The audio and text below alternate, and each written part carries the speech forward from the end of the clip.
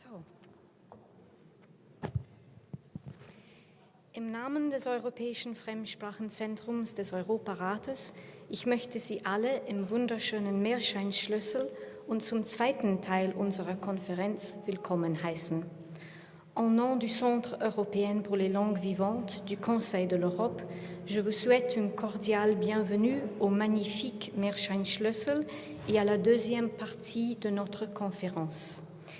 I say second part because many of you have already spent a busy and I hope fruitful morning at the European Centre for Modern Languages, discovering the new and rich resources from our current 4-year programme, Learning Through Languages, which has just come to an end.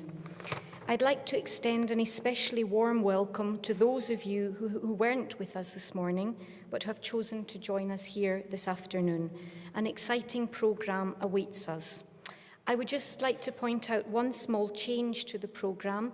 Unfortunately, our programme consultant Isabel Landsiedler has taken unwell, and I'm very grateful to one of our other programme consultants, Frank Hayworth, my knight in shining armour, who has offered to save the day and take Isabel's place.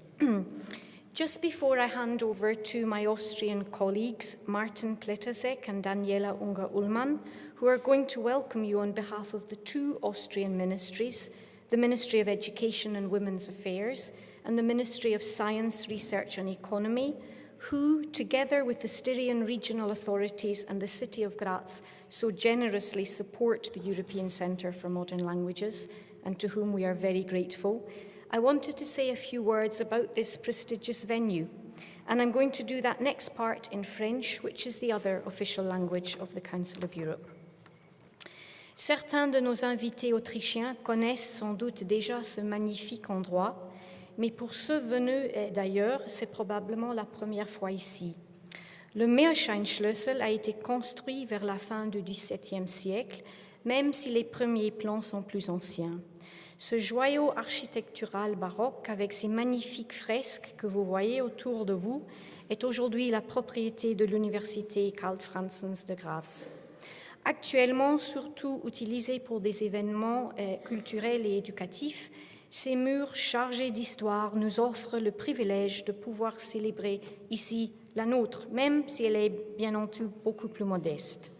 En effet, nous fêtons cette année les 20 ans d'existence du Centre européen pour les langues vivantes et la conférence est pour nous l'occasion de lancer solennellement notre nouveau programme 2016-2019, Languages at the Heart of Learning, les langues au cœur de l'apprentissage, Sprachen als Herzstück des Lernens.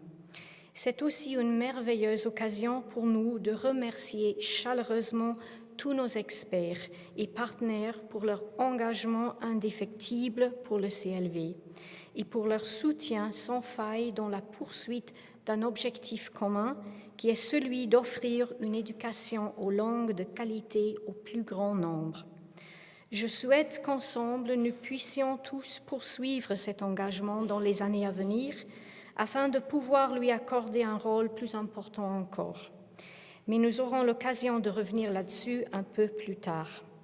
Avant de céder la parole à mes collègues autrichiens, je voudrais une nouvelle fois vous dire à tous « Herzlich willkommen, soyez les bienvenus, welcome ». Thank you.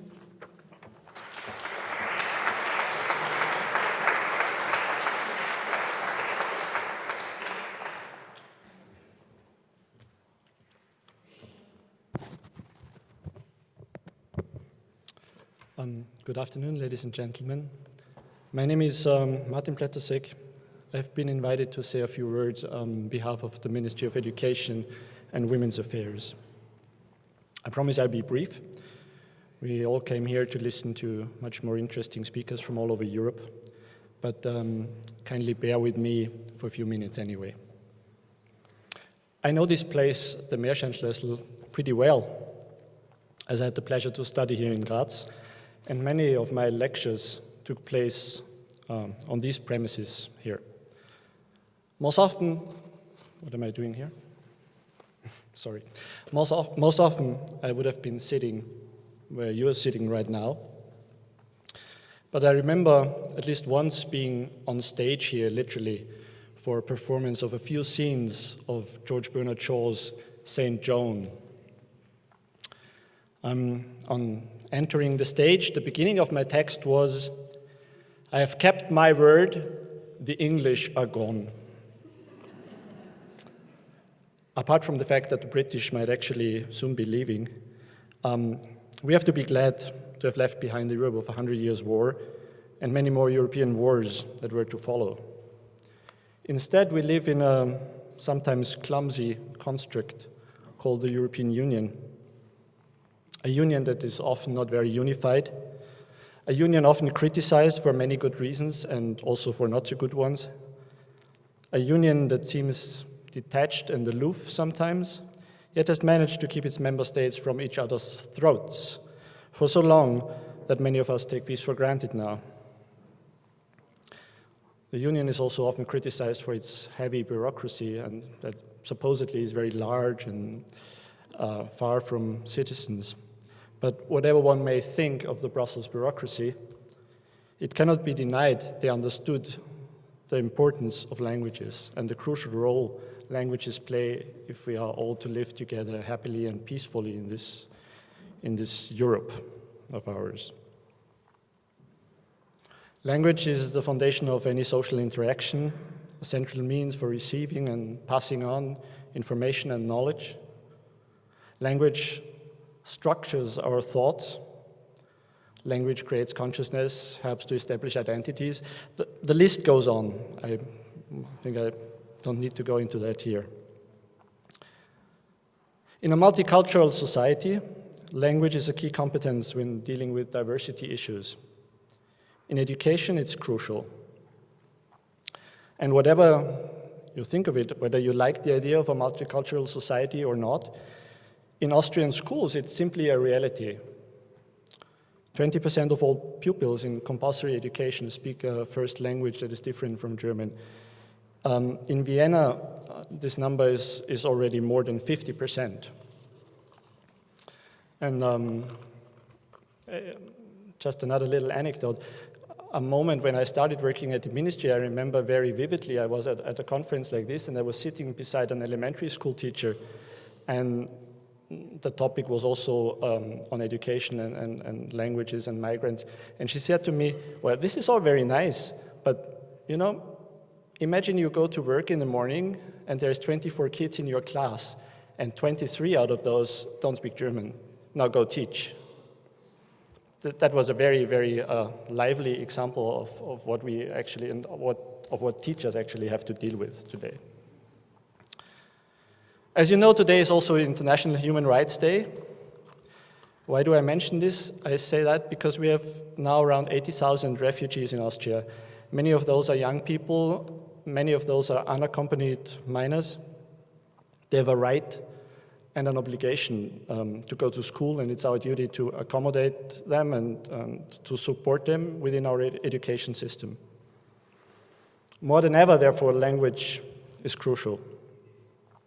Successful integration and educational careers will very much depend on those who come here learning German, but also on us, how we respect the linguistic heritage they bring with them. That is why the ministry is very happy to support events such as this conference today. The Ministry of Education has been cooperating with the ECML for as long as it exists, for 20 years. So I would like to thank Sarah Breslin from ECML, but also Ursula Newby from Verein SFZ for the fruitful cooperation, and also for organizing and preparing this conference here today. In the ministry, we are also particularly happy to see a closer cooperation between the European Commission and the Council of Europe on the issue of languages. I spent the last 6 years working in Brussels, and we often talk about the usefulness and necessity of this sort of cooperation. But as colleagues from Commission and Council of Europe might probably agree with me, the nitty-gritty of actually doing it is sometimes less obvious than the political wish to do so. As such, I'm glad to see this mix of policymakers and practitioners and people from academia here today. I wish you all a very rich and fruitful discussion, and I hope we'll all be able to go home tonight with new ideas in mind and new contacts to work with. Thank you.